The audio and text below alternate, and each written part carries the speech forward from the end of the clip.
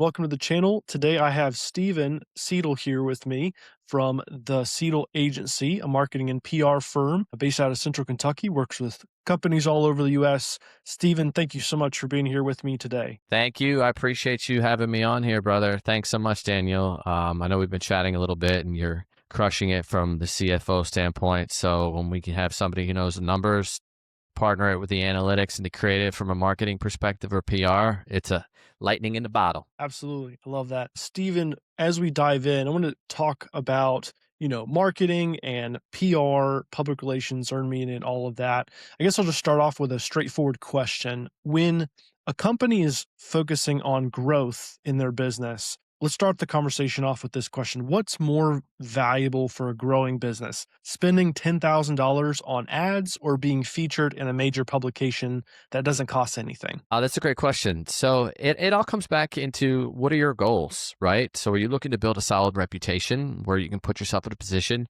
where you ultimately want to be acquired for speaking gigs or, be to South by Southwest and featured in a panel so that you can get the visibility you want? Or if you're a company that doesn't necessarily need to be on a speaking stage, for example, we have a client we work with, Living Care Home Services. They're based out of Doylestown, and they want to help people with affordable caregiving services. And so their strategy is all about ads and getting visibility so that they can find those people that have intent. And when somebody's looking for personal care or they're looking for occupational therapy or hospice care, you name it, they have an intention. And so we can break that down into individual strategies. But I think at the end of the day, if you can get media value at no expense, then go for it. I mean, that's what it's all about. That's what PR essentially is we want to get you earned media value. And when we work with clients, we're looking to get you a minimum of 10x. So if you're going to spend $10,000 for Google, we want that media value to be at least $100,000. With that, you want to ensure that if you do get coverage on a publication or a magazine, that you have a call to action and a solid way for the person who's learning about you to engage with you so that that promotion or that reach or that placement actually can deliver dividends towards your business. Yeah, so I know a lot of company or small business owners may not understand really what PR is, public relations or earned media, and how it differs from just straight paid ads. I feel like everyone understands paid ads, but can Sure. you elaborate on what exactly PR is, earned media? Like, what are they and how do they work? Sure, it's a great question. So before I jump into that, if you're building a company or you're a small business, you want that business to be successful. And by doing so, you have people that are either hiring you for your services or products or purchasing them, purchasing the products. And so with that strategy, from a marketing perspective, sales, marketing, they work in unison. Influence, to me, they're all kind of the same thing. It's about connection. When you can connect, you can get them to convert. And so what we're looking to do is figure out when you run that small business, what ultimately do you want them to do? Okay, you want them to purchase a product or work with you. How can we deliver an irresistible offer? So successful marketing comes down to an irresistible offer with a very targeted niche. So for example, one of our clients was a coffee distributor and they were looking for people that were interested in, working with their coffee. So we wanted to make sure that we were targeting various different personas, but we needed to have an irresistible offer. So for example, an irresistible offer would be get a free bag of coffee or come in and get a free coffee cup. That's irresistible, right? That costs you nothing. But when you're marketing to them, that's when you engage and it takes multiple touch points. So with those touch points, there's three types of media. There's the own media, and that's media that you own. Think about your website. You own that. You pay for it. That's yours. Blogs, you own that. You pay for it. That's yours. If you do social media, you essentially own that for the most part. That's yours. Earned media is where you earn it. That's where you're working with other individuals or there's trust that's being built and they're able to share more about what you're doing. And that's where PR comes into place, where you have distributions, outlets that are giving you that social proof. In addition, if there are influencers, somebody in your field, go back to the coffee analogy, somebody who's a coffee influencer and they have 500,000 people on YouTube, you can earn the support. That's earned media where you're earning that. Granted, there might be some payment in place or a barter or exchange, but for the most part, you're earning that. And that's where PR comes into place because when other people are talking about your business and they know about you, they're building your reputation. They're building your credibility, especially in today's day and age with AI. People are unsure what's real, what's not real. But if you can get placement like we started in the beginning of the show with a Forbes or an entrepreneur, that's huge. That's worth $10,000 easy if you were to buy that. You can't even really buy that 9 times out of 10 because they only want to work with brands and companies and stories that actually deliver a message that they feel their readers resonate with. And then lastly, paid media. So paid media is media where you're doing paid efforts. So it gets a little dicey when you get into like social and you're doing, paid media on social, paid social ads, or paid media is paid Google ads. You can do paid ads on Amazon. These are all paid efforts. You could also pay to access other individuals' email databases. But when you're building a company, you want to be mindful of where am I driving these individuals? What is my offer that I'm enticing them with? And then how can I do that? And that's where backlinks, which are also part of the strategy where other websites are talking about you. That's earned media, social media, which you're doing on a regular basis. But if other people can talk about you, that's even better. And then the paid ad strategy. And so there's different tiers. And so you don't need to start all of them right out of the gate. Typically, you start with your own media, your website, your social media. How can I get some of these earned media through people that I might know and relationships that I might have? And then if you get to a point, which you will, where you want to grow your business, that's when you start the paid media strategy and you work with somebody in your company or a third party where they can actually test things because there's no science. Nobody can guarantee you that they're going to get you business. If they do, they're lying. Yeah, absolutely. Thank you for that clarification. That's really helpful. So the difference between owned media, earned media, and paid media. In your mind, based on your experience working with a variety of different levels and sizes of companies, is there a certain size of company where it starts to really make sense? Okay, this owner, this business needs to start really looking at earned media or paid media versus just the own media. I know because when you're in business and you're growing, ultimately you want to be doing it all, but you can't do everything, right? Especially if you're just one person or a very small team. I guess what's kind of that threshold, whether in terms of volume, in terms of revenue, where okay, like you're generating income and generating leads. Now let's start to really incorporate earned media or paid media. No, can you unpack that a little bit? Sure, it's a great question. So we started out the Seidel Agency. We started out in aesthetic medicine. One of my close friends, he worked for Cool Sculpting, and he said, "Hey, you're really talented." And I was an influencer in an influencer marketing company. So that's where we started working with a lot of med spas, derms, plastic surgeons. And I'm going to use one that we currently just brought on. It's called the Aesthetic Lab in Doylestown, Pennsylvania. They're just starting out. She's a single business operator. She's a solopreneur. So I think it comes back to how your business is established. If you're one person, there's only so much that you can do in a day. So you want to obviously crawl before you walk, walk before you run. And that's where people typically say, "Oh, I just need to get my website up. Just need to," but you can start a business with your social media. And if you have a relative following or some unique offers or different propositions in terms of your business, you can start there.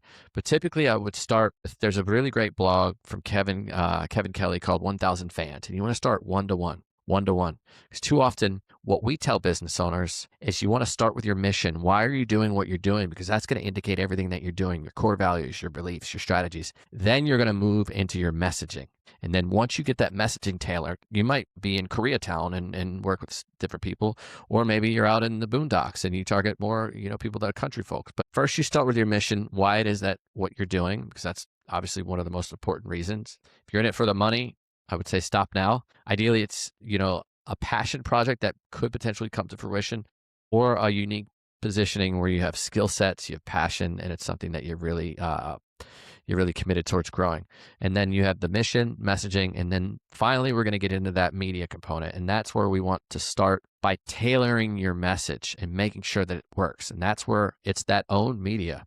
You're writing blogs. You're taking that blog and creating a content strategy. That blog that you write on your website, you will own that. It'll help you with your SEO. It'll also help you formulate what it is that you're delivering and is it resonating.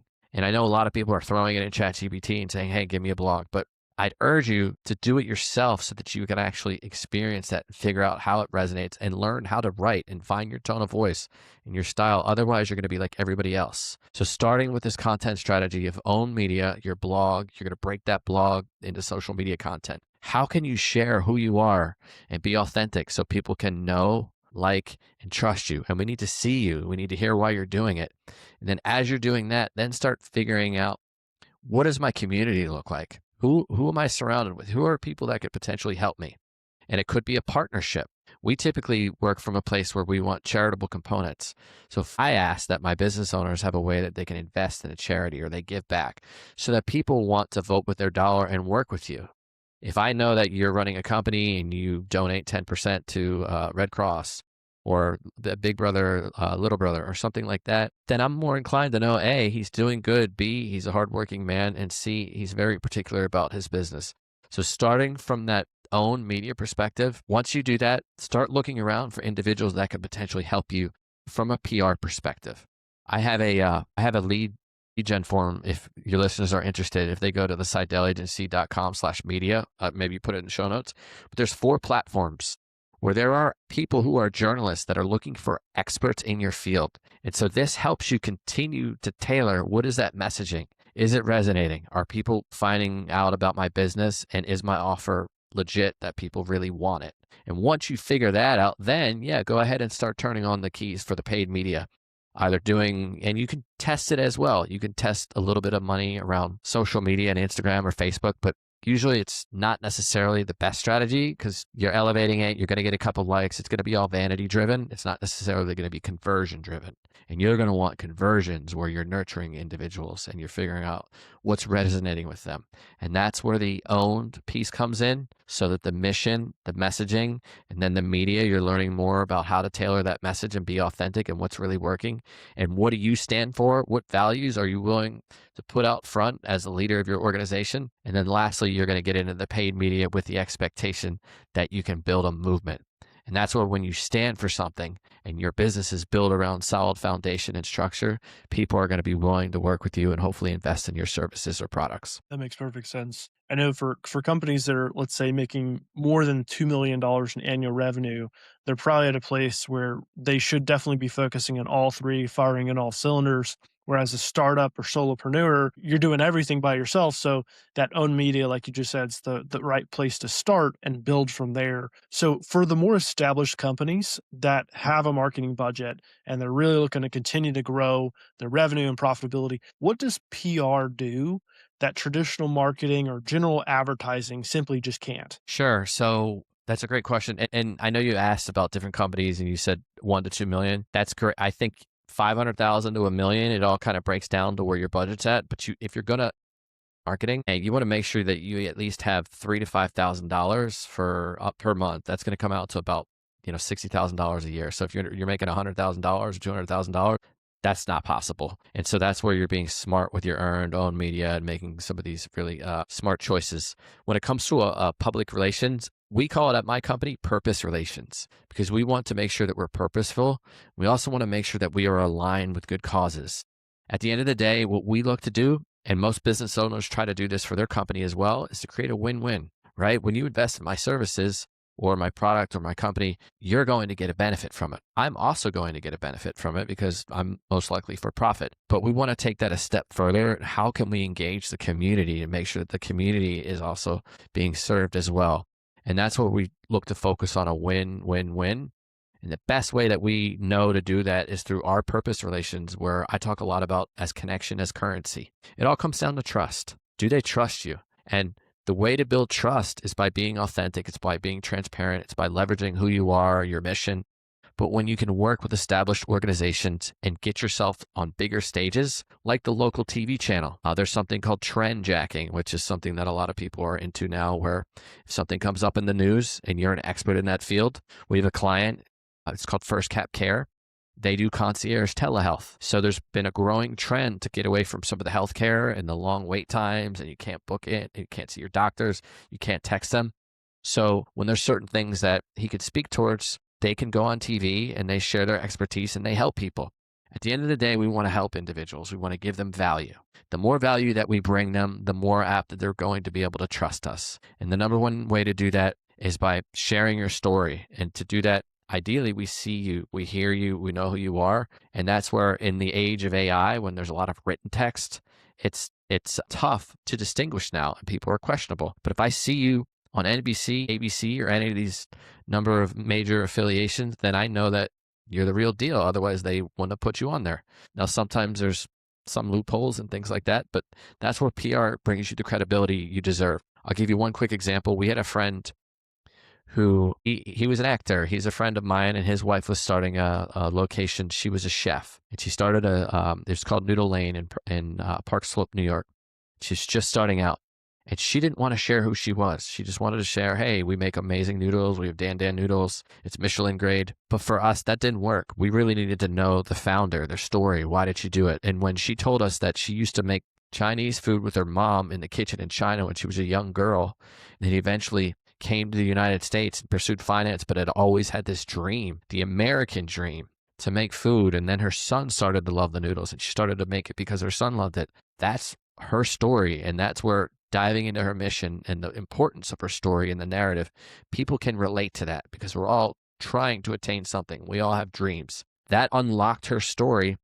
We shared that with Fox 5 in New York, and she was on a 5-minute segment that we were able to get her on TV for, which is about a $200,000 media spent. If you think about New York City to be on TV for 5 minutes on Fox, while all the people are going to work, while they're watching TV in the back of taxi cabs, think about the volume of people that were able to see her and learn about her, understand her story. And now they knew that she was in Prospect Park and had amazing food because they were all eating it on air. And so when you talk about PR, now she's opening a second location. That's the magic of the PR and media and purpose relations, because we can elevate your business, we can build reputation, and we can also position you as an expert. Because you're running your business, but you might not be doing that in 5, 10, 15, 20 years. You have the double whammy where you can elevate yourself as an expert, a subject matter expert, or a key opinion leader, but also elevate your brand, your company, your store, so that you can continue to inspire and empower people too. That some key concepts you kind of mentioned and all that is like building trust with your audience versus just interrupting their attention through like their social feeds. Borrowed credibility from these other authority positions, whether it's big news channels or influencers or you name it. And you said PR, obviously public relations. You said you also say it stands for purpose relations. Is that what we So said? that's something that for the Seidel Agency, our agency was built on giving back. So our mission is to do good, give back, and make an impact. So everything that I do, I want to make sure that we're leaving this world a better place. And so by creating this agency, that's where it comes to the industries that we serve. We serve food and beverage, because the food that we put in our mouth, the nutrition, that's impacting health and wellness, the exercising, what we do on a regular basis, the habits, those are impacting us. And we also work with technology, because the videos we watch, the technology we engage with, the screen time that we have, they all impact who we are. And our ultimate goal is to be serving of your purpose so that you can deliver the gifts that you've been given through God or whomever you believe in and help leave this world a better place. Similarly, you have an acronym for PR. I have the same for CFO. CFO stands for Chief Financial Officer, but in my line of business, I say it also stands for cash flow optimization, because that's ultimately my goal and job as a CFO working with a company is to help them optimize cash flow. Because when cash flow is optimized, that means more profits, more cash to run the business, grow the business, hire more people. Because it all comes back to people, right? A business is made up of people, your clients and customers, your staff. Like, we have a responsibility and the opportunity to make a huge impact in people's lives when we are running a business and growing a business. So, but you got to have cash and cash flow in order to do that. So I Yeah. love that you have a similar type of acronym there. Real You know, quick on that note, when you talk about people, one of the things that we come from a PR perspective, but what's different about us is we bring a unique marketing and consulting background. So we want to be mindful of what we're spending our time on, especially us, but you as a company or an organization. So time management is key. So the people in your organization, we ask you to monitor your time because we want to optimize your time. We save you time because we know how to reach the right people at the right places so that we can get the right story. But looking into what you're doing, you either do it. Yes, I own this. You delegate it. You have a team member, or maybe you bring on a virtual assistant or an AI agent, or you delete it. And so to you and your cash flow, these are all things to have an awareness on, because those are where your cash is obviously going. And then from an acronym perspective, we focus on being great. We do good, yes, but we want to be great. And that's another acronym with what we do. And when we work with clients, we make sure that we are aligned, just like your business. Anybody you hire should be aligned culturally from a value perspective, and make sure that you can connect with them and work together. But great stands for grateful. We don't have to go to work. We get to go to work. Reflective So being mindful of where we're at, I struck the lottery. We struck the lottery. We live in the United States. I could have been born in a third world country. Empathetic. Everybody's going through something. Everybody has problems. And that's where we want to be mindful of that and help them ultimately solve them. Accountable. Say what you do what you say. I come from Philadelphia. I'm only as good as my word. And lastly, transformational. At the end of the day, we want to come from happiness, not go for happiness. So oftentimes in marketing and sales, people try to promise you the world, but if you buy this device, then you're going to be happy, or if you eat this food, then you're going to feel great.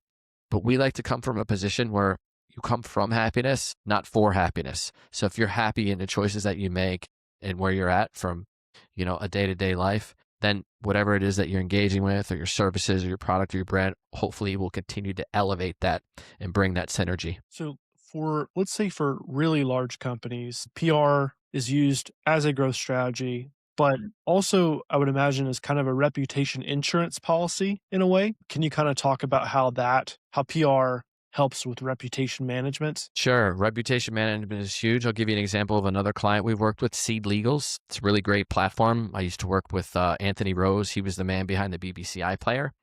So they started in UK. Now they're in the United States. But what they do is they remove the legal fees. So you can do a Series A or Series B and fundraise a lot of these for a fraction of the cost. In lieu of $100,000, you can do it for $10,000. And so with them, we talk a lot with them and their communities about the importance of reputation building so that people know that they can trust you. But in addition to that, there's money on the line, like you talked about earlier. There's investors. We want future investors to know that you're a company that they can believe in. And so when you're building that reputation, you're not only building your business reputation, but you're building your exit plan. You're building your investor track. And so you may have a Series A, a Series B, or ultimately be looking to sell the company in your future. That's where one of our other clients just got acquired by Dutch Brothers. They would hire us for each individual location. And so they would open a store in every new city. And in every new city that they opened, we had influencers for soft openings. We had a grand opening, and then we had a proceeds day kicker. So what that would do is that would drive the revenue for each individual location. That would give us the insights, and then we would figure out how to take the data and the analytics and then do it even better each individual run. So everything is just like engineering. You're going to test it. You're going to see what works. But while doing that, it continued to build the reputation in each individual community. So every time they went to a new community, they had already known about them, or they'd already heard about them, or they had the press hits and the videos and all of the wonderful media coverage that we had acquired for them. So that once they went to their next marketplace or their next vertical, they were already established. As a finance guy, owners always ask me, what's the ROI? What's the return on investment of a project or, this certain type of marketing and advertising, let's say. What should a business owner think about in terms of ROI when it comes to PR specifically? Yeah, that's a great question. PR is a little bit more challenging to pinpoint. There are a lot of tools out there that we can leverage, whether or not there's, Coverage Book or Muck Rack or, tons of different tools. But I think at the end of the day, you want to at least make sure you're recouping what your spend would be. So if you're spending $2,000 a month and you're not getting coverage, then, and oftentimes there will be agencies. I guarantee that you will get coverage anytime you work with me, because I know on my side of things, there's places that I already have the relationships built up where I can simply put in a call. Or there's other platforms that don't necessarily charge, or there are other places that do charge, because there is pay to play in this world, right? As we continue to move further down, people want to be compensated for their time. But if you're working with a company, an organization, and you're investing $3,000, $4,000, $5,000 and you're not seeing any return on investment, you're not seeing conversions, or you're not seeing visibility or shares. So that's where you want to ask them, what kind of return on investment can I get? Where do you feel the media value would land? And what can I typically expect? And sometimes there's organizations, for example, we just worked with Five Guys and they had an opening where we don't get to look under the hood. So I can't say, look, there were 10,000 people that came to your grand opening and you got $100,000 worth of revenue or purchases. They can tell us some of that, but that's where we did our due diligence to put them on various TV shows. We did giveaways for individual charities. They partnered with Meals on Wheels. They did a press release. So we're making sure, to go back to what we talked about earlier, that we're hitting earned, owned, and paid media, that we have various channels that we're touching across. Make sure we have social. Make sure we have digital, make sure we have TV, make sure we have radio, and then also make sure that we have a solid call to action or an offer in place. So businesses really need a tailored marketing plan and strategy. Every business is different in that sense. It's so interesting that in my field, the way I build financial models, I literally can look at any business, and from my lens, every business is the same. Every owner likes to think their business is unique and different, and there's all these nuances, and there are. But at the end of the day, like when we build a financial model, it's income, it's expenses, it's debt, it's assets, it's the money flows. But in your world in marketing, it's very tailored and customized. The industry, the size that they're at, the, type of clients or customers they're going after, all of it affects how they approach these three different tiers.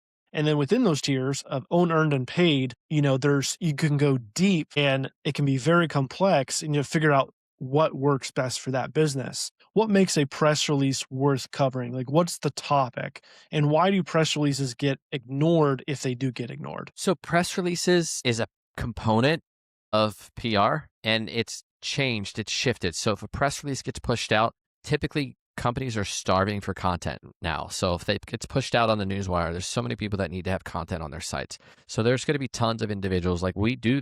Yes, we do a press release, but that's not necessarily the key driver. Oftentimes, unless it's strategically placed or there's an offer that really resonates, let's say Mr. Beast does a press release and he says, hey guys, I'm going to FaceTime one user. You just need to follow my social media page. I feel like that would be something that would resonate. But if you're a new business, you say, hey, I'm having a grand opening. We'd like for you to come out, check it out next week down on Main Street. Probably not going to get a lot of coverage. Yes, you still need to do them. But when you're actually pushing your PR campaigns further, I think it comes down to really making sure you know what you want to get out of it. It could just be a brand lift. You just might want people to hear about your new product or service just so they hear about it. And that's where, for example, we worked with Coca-Cola partnerships, and they have individual campaigns where they were doing micro markets inside of Six Flags, and they just wanted people to know about it. And then to come, and then we'd have a media day where the media would come in, we'd invite them to have a very VIP exclusive experience. Then they tell everybody about it on their publications. But really, that's more of a brand lift. So there's different types of releases and different types of campaigns. There's a conversion-based campaign. So if you have a grand opening, you want people to know about your grand opening, but maybe you want them to execute something like download your app. Or if you're doing a rebrand, these are all great reasons to have a PR company under your belt. But also, we spoke about earlier, if you're a larger company, there could be crises that come into play where something hits the fan and you need to have somebody that you can rely upon that can build a narrative, that can backtrack and put things out there to make sure that you're talking to your audience and saying the right things. Media training is important. We've seen it before. People record themselves on social media and they say anything and everything, and they're in hot water. So that's where it helps to have a PR team in place so that they can run their narratives, run their pitches, talk about what it is that they're going to deliver. And then when you're doing these campaigns, making sure that you understand ultimately what you're looking to achieve out of it. Brand lift, is it conversion based? Is it, you're looking for signups? If you're looking to get downloads for your website, being real strategic in terms of what ultimately you're looking to drive. And then that's where that offer really comes into play, making sure that it's creative. And you can test these things, like I said before, with your earned media. Test it on social, test it on your blogs. If people are responding to it, well, I think we should elevate this and continue to put it further out there to bigger and greater sources. Let's talk about earned media a little bit for just a minute or so. Are there any specific industries that benefit more from earned media than others? Or is it kind of all the same? Like everybody benefits from earned media kind of equally? I think at the end of the day, everyone could benefit from earned media. What we found when you're doing PR and lifts, if you're an early emerging company and you're looking for investors, you need to have proof. And that's where when we're working with Seed Legals, these are early stage startups. You're a founder, you're just getting things off the ground. That's where you can really benefit. Typically where we see is if we can do a dual approach, if we can position you, the founder or the CEO or whomever it is at the helms of your company, as well as the company at the same time, then that's where you get that synergy of the 1 + 1 = 2, because we have multiple angles where we can pitch you and other opportunities where we can really elevate you, because you're building your career, but you're also building this business. And so if you're in a situation like that, and then at the end of the day, everybody needs to be known. Everybody needs a reputation. If nobody knows about you, then they're not going to trust you. If they don't trust you, then they're not going to invest in you. So everybody benefits from it 100%. I think every company should work with an organization so that you can really tailor your message, make sure that you're reaching out to the right media contacts, and then really building a movement.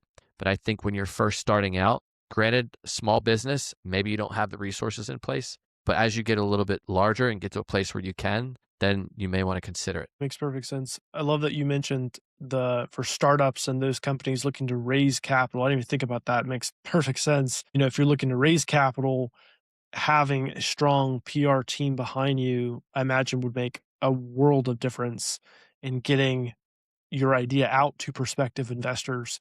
Because that's such an important aspect. Time, um, coverage, Sure. And think breadth. about, if Daniel reaches out and says, "Hey, I'd love for you to invest in my new software as a service that I created. It works really well." Or somebody like myself or PR, or publicist, you name it, internally, externally, whatever it might be. We've been seeing huge success with our software as a service. We're up to 100 million subscribers or 100 subscribed. And then you have somebody preaching on your behalf. Gives a layer of complexity where A, you don't have to do it because you save yourself time, energy, and money because of all, the trial and error. And B, it also puts you in a position where, you're structured underneath so that we handle all of it for you. And then we hand it over as a warm lead or a handoff where your time is valuable. So we're doing it for you. For marketing and media, what would you say is the biggest mistake you see founders make? The biggest mistake that founders make, and I've done it myself, is building what they think they should build. And so that's where we start with the MVP. If you're creating a company or an organization, it's a minimum viable product. You start with what you think is available, keep it as simple as possible. But too often people get these grand visions and they have this whole idea of the way that it should look and what they're going to get out of it. So, for example, they're going to build a website and then we're going to create these logos and these brands, but you don't even know if your product or service is going to benefit or who it's going to benefit. So I think starting, like I said before, fully understanding your message, getting your message in place, testing that. It could be a focus group, it could be earned media, whatever it might be, but starting 1v1 and one-on-one with individuals versus blasting it out there. And that's where a lot of people have a grand idea for a book or service. They write it and they're like, "Here, take it, world," versus engaging them and including them in the process and making it a conversation, a two-way conversation, as opposed to a one-way dialogue where you're telling them what to do or this is how it should go. But what if you can bring them in? And you see this all the time now. If you're interested in learning more about your health, tell us about some of your concerns. People are engaging with you. You're building a course. So we built a course probably 8 years ago, and I had a lot of people who were med spa owners, and I said, "Look, they're too busy." We were doing social media for them. I said, "We're going to build them a social media course. We're going to show them exactly what to do. They're going to love it." And they didn't, because a multitude of reasons. They were overworked. The course was overwhelming. They didn't have time, and it just wasn't a fit for them. Whereas, and it was the targeting as well. What I should have done to start to build a course, create a group. There's a lot of power in Facebook groups. So if you can get in these groups and create connection and give them value and answer questions, or LinkedIn groups, and put yourself in a position where there's a community and you could be the expert and answer their questions, then they'll turn to you and ask you for your services. But the proper strategy would have been to get in Facebook groups or other online groups in the industry that I was in, start to engage them, find 10 people and say, "Look, I'm building this really cool thing." You'll get it for peanuts on the dollar, and then build it one lesson at a time. You build one lesson. Okay, great. How did that lesson land? Same thing with a product. Do you feel like the product worked? Were there any things that we should change, especially with software as a service? And then they give you their, it's called working in sprints. Everyone does it, but sometimes you don't think to apply that to your business. Then building it piece by piece. But an online educational program, do one lesson, get the feedback. What do they want? What's missing? What can I do for you next? Then you're getting live, real feedback, and then you're building the course based on what they're saying versus just creating it, throwing out into the world. Stephen, you've shared a lot of great insights, and I thank you so much for being on the show today. To close out, if business owners take one lesson from this conversation, what should it be? It's a great question. If business owners were to take one lesson from this conversation, what should it be? I think at the end of the day, and this is what I talk about, connection as currency, it all comes down to you. Too often we put ourselves under the mat and say, "Hey, this needs to be perfect for," like I said, "I'm creating this. People want to buy it." I think when you value who you are, what are your values? What are your beliefs? What are your cultural alignments? Why did you create this product to begin with? And you are transparent around what your ultimate mission is and can share that and put your loyals in that and then build a team around that that's in unison where they're great, grateful, reflective, empathetic, accountable, and transformational. And if it's something that you get up every single day and you don't have to go to work, but you get to go to work, sky's the limit. Thank you so much, Stephen, again for being here. For those watching, be sure to like and comment if you have questions. I will be sure to link Steven's website in the description. And until the next one, see y'all then.